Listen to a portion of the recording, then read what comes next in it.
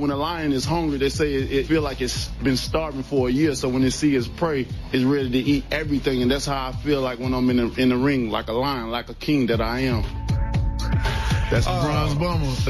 you gotta love that. It's Jim Whyte on TalkSport with Wix and Trade Pro members. 10% off every time that they shop. Bob Perry, Wix are gonna love this, aren't they? The sponsors of this show will be thrilled because we have the one and only Deontay Wilder here in studio.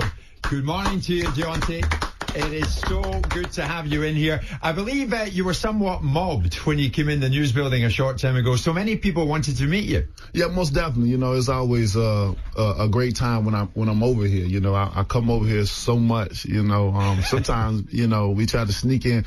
You know, I'm always like I got family down in Sheffield, so you know what I mean. I'm always down there at times or whatever, and just enjoying ourselves. Sometimes we'll come to London, and sometimes we'll go to the other different spots. They like to show me new locations, but it's always a great time when I'm here. Fantastic. Tell me this, what does a man from Tuscaloosa, Alabama think of London? I like London. You know, the only thing I don't like is the weather. You know, it's very unpredictable. And when my assistant told me it was going to be 100 degrees, I didn't believe him. I said, "You're lying." And, you know, and he showed me the forecast of it, and it said 100. And when we got here, it was definitely sunshine. You know, I was like, wow, I could not believe it. You know, and because I've never been over here where it was like real warm, nice weather. It was always like raining, you know, or cold. You know, and it was real nice. And today it's nice, but it's raining. Brilliant. You know, and you never know the moment. Yeah, I'm from Scotland. It could snow later in the day in Glasgow. I don't know. Bob, what do you make of this? You ever seen this studio like this? Look at it. No, it is, but it's quite rightly because I believe it's still to be the highest circulating sport, to be the heavyweight champion of the world. This man's treading in the steps of Marciano and Johnson and Ali. Of course he deserves this respect. Sometimes sports people get fawned upon, but if you're the heavyweight champion of the world, do you think you beat Tyson Fury, Bob? Be honest. Well, let me ask you one question. Okay, he brought it up. Let me ask you this one question. There must have been a point. I don't know. You're in the ring. No one can talk about that. But there must have been a point where someone in the corner says, "Listen, champ, this is close. Don't let it be close. Give this guy his ticket. Send him home." Okay, and you then had the most magnificent two-punch combination and thought, "There you go, job done." What was there a second when he got up when you thought, "Okay, well done"? You must have thought he was gone. When you give your thing, you looked over and you must have thought, "That's it." Slow moves of your face when you turned and go, man, no. I was kissing my wife and everything. Yeah, baby, we did. You know what I'm saying? And when to see him rise up and stuff like that, you know, it was one of those moments like, what in the hell, you know? But you know, it's exciting. It's interesting for the sport. You know, it brings that drama to the sport, man, and I'm just so happy to be a part of this division in these times right here, because we was once in a dark place and now we got a huge light right now, and it's exciting. And you know, the fight was amazing. It was controversial, which, you know, I'll forever say I knocked him out, which I did. The referee, you know, it wasn't the judges. I think the judges had it right. It was definitely a very close fight. I don't think it was far apart like people put it, the 10-2. I think people got that perspective because of the Steve Fairhood card. You know, everybody, you know, went away with that a little bit. Ain't no way impossible that was that. You know. Do you like him, Deontay? Do you like Wilder? Do you like Wilder? Do you like Fury? Yeah, Fury, he's an alright guy. You know what I mean? He brings a certain type of personality to the division, and we need different personalities here. You know, this is what makes it so exciting, you know. And, you know, I know we say things, we do things, but it's a part of the sport. And I can always deal with somebody that's gonna bring a great show and gonna put on a great performance for the fans, because that's my goal. You've been part of one of the greatest boxing sporting moments, haven't you? Everybody remember when you thought you knocked him out, he gets up. So about your legacy. So surely if you want to be seen as the greatest ever, you've got to fight everybody. Yes. You have to fight everybody, because obviously you're very rich now, very wealthy, your family okay. Now surely it's got to be about, no, I want to be mentioned in the Ali, the Rocky Marciano, the Lennox. I want to be in that company. Yes, most definitely. I totally agree with you 100%. You know, and that's my goal. I know that, you know, the belts are switching up to different you know, faces in different hands and stuff like that, and people always ask, you still gonna fight AJ? You still?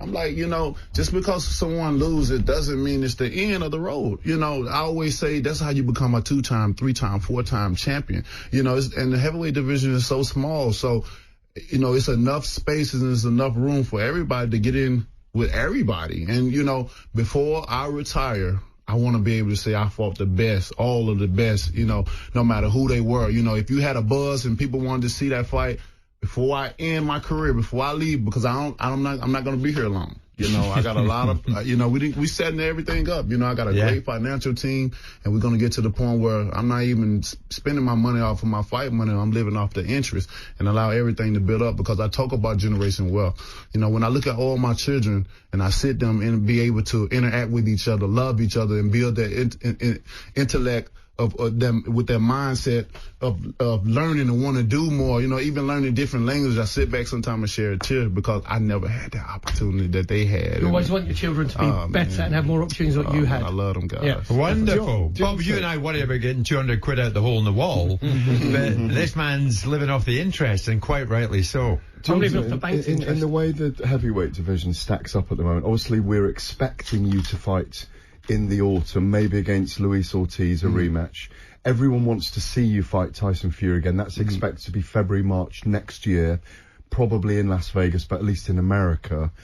What's the chance, because people have suggested this, that Andy Ruiz Jr., if he doesn't fight Joshua, could end up fighting you as well? Is there any opportunity for that to happen, because he's got 3 of the belts as well? In boxing, anything's possible, you know, and then with Andy, we on the same team. That's why I'm asking. So, so it'd be a hell of a lot easier for me and him to make that fight happen. No problems, no questions are asked. You know what I mean? So it's very interesting right now which avenue. As you can know, boxing, you know, it can be set to go down one direction, but, you know, at the split of the moment, it can go down a whole nother different path. You're open to all of those possibilities. I'm open up to any and everything. You know, I'm the best in the world, and I'm willing to prove that each and every time. You know, like I said, this is a well-lit division. It's so exciting, and I'm going to do my part as the champion, to make sure it stay that way. Are you going to fight Dillian Whyte in the future? You know, in the future, he got a little situation going on with himself. You know, I was so looking forward to him, to fighting him, since he became in mandatory position, because, you know, I understand trying to build your profile and stuff like that, but, you know, I'm just like, be real with it. You know, he had 4 opportunities to fight me. Well, Deontay, the other side of the news and sport bulletin, which is coming up, it's going to be very, very short. We're going to get into 1 or 2 things with you, if you will. We're going to talk about Dillian Whyte. He finds himself in the eye of a bit of controversy this week, as you well know, and we touched on it there. We'll get into a bit more of that. And we're going to touch on a very serious matter, and I know you've been badly affected by this, Deontay. Maxim Dadashev, yes, the young fighter who died at the age of 28 following the injuries he suffered in his IBF light welterweight fight against Subriel Matthias. And I know this has hit you very hard. My friend Kate Abdo at Fox was talking to me overnight, and she said she was with you last weekend. You were working on Pacquiao, who was incredible, wasn't he, incidentally? Yeah, oh my goodness. But we'll talk about Pacquiao in a moment. But I know you were particularly badly affected by this, and your heart has gone out to Dadashev. And of course, we know Buddy McGirt was in his corner saying, I want to pull you out. I want to pull you out. Don't go back out there again. And Dave Allen, who fought here in London at the weekend, was talking to us yesterday, Deontay, and he's hit a bit of trouble health-wise. Really? And he got a bit of a beating from David Price. But thankfully, they pulled him out at the right time. Right. We hope. Right. So a whole lot of serious matters, but we'll also a bit of fun as well, because we want to find out a bit more about you, your music taste, your loves, maybe your love of movies, whatever. In short, we're thrilled that you're here. And you're so welcome here at TalkSport this Friday morning. John T. Wilder with me and the rest of the gang on TalkSport. Jim White on TalkSport. News breaking, globe spanning, football ear food. You're all right. It's Jim White. You are indeed. It's 2 minutes past 11 o'clock and it's Friday morning and it's Jim Whyte on TalkSport. A special one this. In studio with us this morning is the Bronze Bomber, WC champion of the world in the heavyweight division, the one and only Deontay Wilder. It's an absolute gem of a man. We're thrilled to have you on board this morning. Bob Mills and Perry are with me. So too is Gareth A. Davis, broadcaster and writer with the Daily Telegraph. Gareth, great to have you on board, mate. You can keep us right about all the technicalities of the sport of boxing. Deontay, while we have you, we can't miss the opportunity to talk to you about the controversy that's blown up this week with Dillian Whyte. Whyte stands accused of testing positive for 2 metabolites of the banned drug Dianabol in the A sample of a test carried out by UK anti-doping. That's according to the boxing writer and biographer, a man Gareth knows well, Thomas Hauser. What was your reaction, Deontay, when you first heard this news? I mean, I was like, I just shook my head. I mean, if you in text message form, it's SMH, you know, or SMDH, you know, for shake your damn head. And it's just over and over again. How many times we gonna, you know, hear of fighters doing this? And I'm here to tell you, there's going to be for a long time. We're going to continue to hear this happen because each and every time when we detect something, there's always another drug coming out that hasn't been, you know, tested or can be detected yet. You know, it's like they outsmart. It's like you're always trying to play catch up with these things. And, you know, he was so close. He was crying about how he wasn't getting an opportunity to be the mandatory, how he was waiting 600 and some days and stuff, which he had 4 opportunities. He just didn't want to take them. But, you know, he wanted people to feel sorry for him, which, you know, you got to build some type of profile. And you finally get an opportunity. You finally become the mandatory. And bam. Yeah. I mean, he's innocent until proven guilty. We know that. Most definitely. But he was banned for 2 years in 2012. Mm-hmm. Now, in social media, many people on social media have already made up their minds. Yes. And this is the thing now, isn't he? Yeah, most definitely. You know, most of the time when that first that test come back, the B test is almost the same as the first one. You know, it's hard. And, you know, there have been reports where they knew 3 days prior to this fight happening and that it was going on, and they didn't report it to the WBC nor the opposite opponent. And if that is so and everything comes back to be positive like that, they in for a massive lawsuit. It's a huge topic, Deontay, but does the system need to change? Most definitely. I think the system definitely need to change. I think if they're going to, you know, for me, I believe in second chances, you know, but I also believe in a system of being 3 strikes and you're out, banned for life. You know what I mean? They got to start laying down the law. Somebody got to stop the bleeding somewhere, and they got to start, because we just had another fighter that lost his life taking blows in his head. I always 2 in a week. You know what I mean? 2 in a week. You know what? 2, yes. So you can be unlucky once. You can be unlucky or naive, whatever. Not twice. Man. And what always happens is it will be, I never knowingly took substance. I never known it. As a world champion as boxer, do you take anything without your medical team, without your nutritionist? You know, when you're not even in fight week. Surely you don't take anything at all unless your people have cleared it and they give it to you. I don't take nothing unless it's clear. You know, I get with the like, I'm always being tested with Vada. And so I'm always getting with Margaret on anything that I need, but I don't take nothing that'll put me at risk anyway. Anything I take it'll be like some weight, some whey or some, what else we got? What we got, Chris?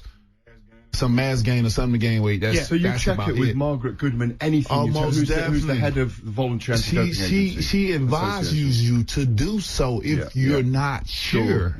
She advises you to do this. These guys know what they're taking. It ain't nowhere in hell that they don't know what they're taking. These times and days, ain't nobody just feeding you. Yeah. Forcefully to take this. Ain't nobody shooting nothing in your body forcibly. Well, you know what it does. You know how it works. You know everything about it. And the object of this game is right here. We hope it's going to work out well for Whyte. I do, because I like the guy. Obviously, Gareth. Is that if you were fighting a guy and if you were Oscar Rivas last week, would you be aggrieved today that you weren't told last week that something had flagged? What would your view be on that right now? I would be furious, because look at the things that is going on. We talking about these other two fighters that lost their lives. Boxing is in emotional status right now. You know what I'm saying? With these two, so yeah. If it was me, I'm thinking about Dad. I'm thinking about, man, it could be me too. I put my life on the line in the ring just like anybody else. I'm human. Well, you've talked about killing in the ring. I most definitely have. You and I have spoken about. You said you surrender yourself to dying in the ring sometimes. Most definitely. I'm a warrior. Most of us had that mentality that we'll die in the ring for this. Boxing is a 365, 24/7, all the way around. It don't stop. Boxing is a year-round sport. It doesn't stop. So with that being said, it gravitates to your body, your spirit, your soul. That's why most fighters, they don't know when to get out of his sport, because the love of it just sucks you in. And when you know you want to go, you know you need to go, but it keeps you in. And that's the thing about it. We stay in there. We the one, like I always say, man, I was like, we all got some type of mental illness because we fighting each other. We the one putting on these gloves and taking these punches and blows for others' entertainment. And that's why I say it all the time. Although I do get in the form of the bronze bomber, it's so real. I can't express it. People just have to understand that, learn that, and grow with me and love me and accept me for who I am. I have two different personalities outside the ring and inside the ring. Do you like, that's brilliant, your two personalities. You're sitting here, we love your personality, you're very current. So the person you morph into, whether it's a week before the fight, do you like that person? Because you're two different people. I'm going to tell you like this. The way I feel, that person is scary. He's dangerous. The way I feel is nothing good. You know what I mean? And this is a God honest truth. When I get in that state of mind, it's like I'm short-fused, quick-tempered. Nothing is funny. I feel something inside of me is like, it's not even anger inside. It's something that I feel like I'm.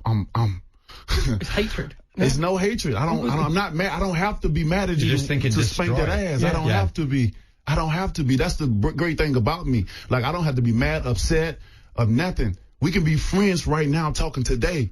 Tomorrow we got to get in that ring. Hey, I know we buddies, we friends, but we got to fight tomorrow. Don't say nothing to me. I ain't going to say nothing to you. May the best man win. And after this, we can go grab something. So it wasn't Deontay Wilder who said this is the only sport where you can kill a man and get paid for it at the same time it's legal, so why not use my right to do so? That was a bronze bomber who said that. That was a bronze bomber, but the thing about it is all facts. It's a brutal sport. Mind game. It's a brutal sport. It is a brutal sport, but the thing about it, we have so, and I don't like to deal with but hurt emotional people. Words hurt, but in reality, I speak the truth about boxing because I'm in it.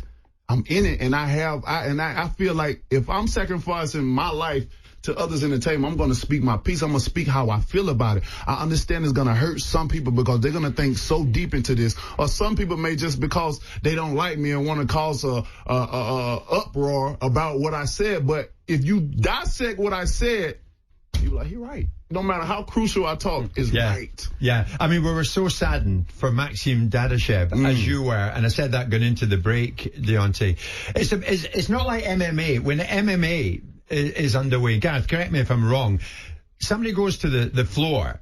No, that more often than not, a lot quicker in it's MMA. stopped a lot because quicker. It's knees, elbows. Dave Allen was talking to Bob and I yesterday, and he was going on and on, round after round, and he was getting beaten up. I think, Joe, we got that. Deontay, this is his boxer Dave Allen fighting at the O2 at the weekend. He was in trouble, but he was still coming out for the next round. Have a listen. I was just scared that I was going to get seriously hurt, and I got into the ring Saturday night, and I had every intention of getting out as healthy as possible. And I didn't get out as healthy as I got in there, but I'm very sore and whatever else. But I'm going to be all right. And after the news of Maxim Dadashev on the day before, who passed away sadly this week, boxing is the most brutal sport in the world, and we must be more sensible. And after what happened to me Saturday, now I can be more respectful and more appreciative that, there's nothing more important than life. So we must respect how our body's feeling, and I fight another day. You see that? I heard about it. Did you hear about that, Deontay? Mm-hmm. Yeah. I mean, it shook us to the core that yesterday. And we like Dave Allen. What's he tell us at the end, Bob? I'm going to have to go back in because you know, I need the money, basically. I need the money. And he's got to do it. And if that was one thing, Deontay, this was another. Now, this is a fellow you'll know well, Buddy McGirt. And he was in the corner of Dadashev, who sadly went on and died after this fight. This is Buddy McGirt, trainer of Maxim Dadashev, in Dadashev's corner. We'll have a listen to this. Please, you're getting hit too much, Max. If I don't, they're going to do it. You understand me? If I don't, the referee's going to do it. Please. Please, Max. Begging him not to fight the last round. Begging him not to fight and carry on and post-fight. So these things must go through your mind all the time, Deontay. Oh, yeah, most definitely. That brings chills through my body right now to hear Buddy. I know Buddy well, you know, one of my friends, and, you know, he's a great guy. You know, he's going to definitely protect his fighters. And to hear him beg and plead him not to do it, and it happens, I know it's tearing him up right now because he was like, you know, he had that feeling, that intuition. That's why when you with someone, you know, I love my trainers because I've been with them from the start, you know, and I'm a finish with them, and we are so connected with our energy, you know, everything about us. And if one feels something, then we go along with it. If Jay Diaz was pulling you out, would you? Almost definitely. You would not, Deontay. You would go on because that's what you want to do. I would go. I would. It's to a certain extent. You know, I'm smart. You've knocked out 40 out of 41 anyway. So. I'm smart as well too. If I'm taking a crucial beating like that, and it's like David Allen said, you know, he felt like he was gonna get hurt or something like that. When you feel that, your body, your intuition, you know how many times people are like, I knew something was gonna happen, and it happened. That's your intuition. It's free. It's telling you something. But don't you think you need to be safe from yourself? Don't you think that's your corner's job and your trainer's job to go, I know you've got a warrior's heart, I know you want to go, but I have to save you. I have to say, because you're not thinking clearly. Yes. You're not thinking. You've got to trust the people around you in your corner. If they think you're taking a beating, like normally you say, you've got to knock him out. I'm going to give you one round. If you don't, you're done. You're out there. They have to save you. Right. Yeah, they definitely, that's their job at the end of the day. And, you know, Jerry, you're definitely right with me. You know, I'll still, like I said, it'll have to take, I have to be in such a bad beating to the point where I can't figure this fight out. Long as I'm still in there, I got a clearer mind and thinking of whatever, don't stop this fight. I already told my corner, don't even throw no towel in. You're gonna be fired on the spot. But as a fighter, you should know when is enough, because our pride will take over us, because we are warriors. We're true warriors, and I respect every fighter, no matter what division that step in that ring. I respect them. Were you amazed when Joshua lost to Ruiz Jr.? And what do you think will happen when they fight again? I wasn't amazed at all. You know, I knew Andy Ruiz. I knew that he had some good boxing skills, you know, and in my eyes, he's still undefeated, because I was the one who felt like he beat Parker, you know, and I knew that Joshua would be up for a test, not only just because of Ruiz, but because he was changing scenery. You know, he never been over here before in his professional career to the end to defend his title with a lot of other things that was going on, like my performance of my fight and all this saga that's going on in the heavyweight division is so exciting. I can see how pressure could be added to this. Yeah. Everybody's trying to see who is the number one. Right. Everybody want to be the number one. So give me a name. Who will win the rematch? Yeah. Who will win the rematch? Yeah, okay. I think Ruiz beat him too easily. I don't think Joshua know how he lost right now. In my opinion, Joshua quit. As a fighter looking in, understanding and reading the body language, he quit. I'm sad to say he quit, though. When you get in the corner and bag up, and when the referee tell you, come on, the referee said, come on, he spit the mouthpiece out. That's one sign of, I need to recover. I need to get more oxygen to spit the mouthpiece. That's an easy old trick. When referee pick it up, he try to put it in the mouth. Come on, this ain't no break. He tell him, this ain't no break. You know, but he probably felt like he was back in this country. 'Cause you remember the time he took the tape off the gloves himself and took his own time out? He took that to start wrapping that tape, so he went immediately back in the neutral corner, and the referee come forward. He's just looking at him. Another sign. That's another sign. Is like, you know, I'm still getting my air. The other killer is when I look to my corner. You know, that's a sign like I'm looking for a way out. So you think Joshua's a quitter? Or an answer? I don't think he's a quitter, but it's gonna sound contradicting, but he quit that night. Yeah. Okay. You feel me? One of your team said to me, Gareth, we're running out of time because he's got a lot to do, Deontay. One of your team said to me, no matter what you do, Jim, get to the man's heart before you finish. Tell me about your kids. Oh man, you're gonna make me cry. You know, I love my babies. I have 7. My fiance have 1, so I have 8 in all. You know what I mean? And I love those children. You know, my daughter, she's 14 now, and she was born with spina bifida. She was the reason why I got into boxing, and I always let her know when she have a hard time, you know, with her condition, and sometimes she get picked with, you know what I mean? Because kids don't understand what is going on with her or why she have to, you know, be different. But she's unique. I love being different, you know. I feel if we all the same, then it wouldn't be nothing special about this world, you know. Each and every last one of us makes something beautiful in this world. You know, we possess some type of energy that we releases off into the universe. And with my kids, man, that's who I fight for. I always talk about generational wealth, and that's what I shall receive, you know. That's why I say I speak it, believe it, receive it, and it's mine. I'm just so proud to be a father. This is my number one job. Sometimes I sit back and watch those kids and just play with each other, and it make me actually cry. I don't cry many times looking at my kids because I've never had that opportunity as a child to be able to sit back and just grow and just be a child. Now, as a father, I can give them the world. I told my daughter when she was 1 year old, I didn't know nothing about boxing. I was going to be a journeyman. You're looking at a guy that was going to I was going in this thing to just put me in there. I need this money now for my daughter for her disability. But I looked my daughter in the eyes when she was 1 year old after comforting her over my shoulder because cameras was in her face. I remember this right here. And I looked in her eyes and said, Daddy's going to be a heavyweight champion of the world one day, and I'm going to be able to support you beyond your belief. And when I won my title in 2015 at the MGM Grand against Birmingham Stevern, after thanking God, she was the first person that came in my head. I'm like, wow, I did it. I did it. I spoke it. I believed and I received it. And throughout my life, but that saying has been throughout my life, though. Everything I have, I mean, everything. I spoke it. I believed. I received it. And the great thing about this is that I still have all my day ones, all my friends that have been with me from the start. They're still with me to this day. And I can't have no realer people around me. Brilliant. I am blessed, man. Brilliant, man. Brilliant. The world of acting. You're going to get into that? Oh, man. Yeah, is that what you want to do? That's what I'm doing now. Yeah, you know, I'm an actor. Yeah. You know, I just got finished a big TV series. I can't give all the details right now. In Hawaii, wasn't it? In Hawaii. Yeah. And I killed it.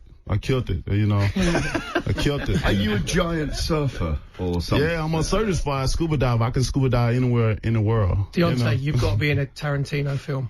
That would suit you down to the ground. Tarantino. Am I right? Who's your favorite actor, Deontay? Who's your favorite actor? Oh man, I like guys like Will Smith. I like my guy Leonardo DiCaprio.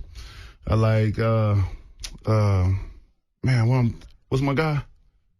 Denzel Washington.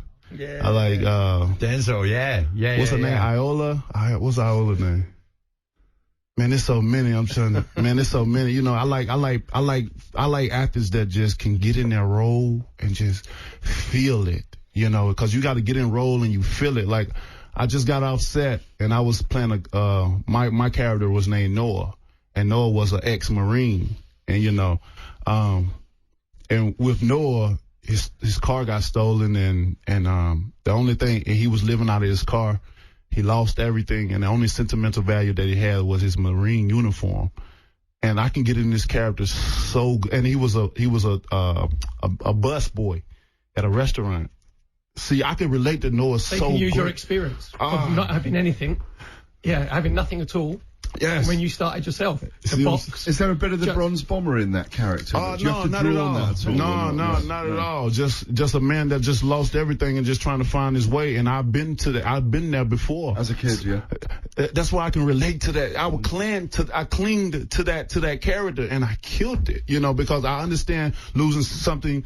You know, car getting stolen. Car got stolen before. I understand. I've lost sentimental value or something. I've been a busser. You know what I mean? I'd have been through the hardships of what Noah has been through life. So it's easy to get into character and to, you know what I'm saying? It's like, man, this is me. And the unique thing about acting is what's so special. And some people probably been in acting years and years and it still don't know how to use this. But the thing about acting is a creativity. Yeah. Although your script may say something, but when you tune into that character, you don't know what Noah may say. Listen to this man, Bob Mills. Talk about that. Deontay, before you go, and your people are saying you've got to hair off now, give us your best bomb squad. Would you right into that microphone? Let's set the building alight. Oh, most definitely. Most definitely. Go for it. Well, we're going to, this is a countdown. First of all, I'd like to thank all you guys for inviting me. I appreciate it. I'd like to thank London. I'm here, baby.